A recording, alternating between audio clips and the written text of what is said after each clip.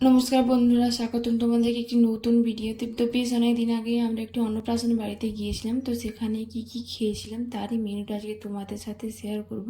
ভিডিওটা শেষ পর্যন্ত দেখতে থাকো।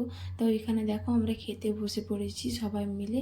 তো তারপর এখানে দেখো দিয়ে দিয়েছে পাতাটা আমি বেশ ভালো করে জল দিয়ে পরিষ্কার করার পর এখানে দিয়েছে নুন, লেবু, স্যালাড। আর স্যালাডে কিন্তু ছিল শসা আর ছিল গাজর।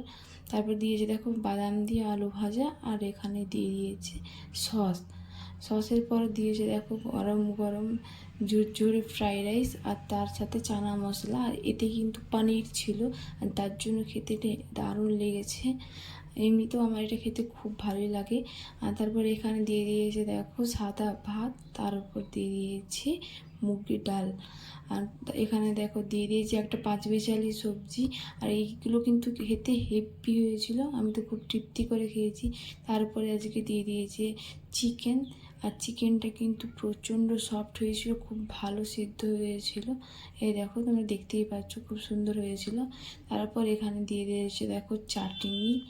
আর চাটনির পর দিয়ে দিয়েছে দেখো বাঙালি ডিভোশনের রসগোল্লা। আর তারপর দিয়ে দিয়েছে পায়েস। আর এখানে দেখো দিয়েছে পাঁপড়। আমি একটা পাঁপড় বাড়তে চেয়ে নিয়েছিলাম, আর আমার কিন্তু পাঁপড় দিয়ে চাটনি খেতে হেব্বি লাগে, তো ওই জন্য আমি একটা পাঁপড় চেয়ে নিয়েছিলাম। আর রসগোল্লাটাও কিন্তু খুব সফট ছিল। আর তারপর লাস্টে খেলাম আইসক্রিম। আর এখানে দেখো দিয়ে দিয়েছি জোয়ান। তো জোয়ান খেতে খেতে বাড়ি যেতে থাকি।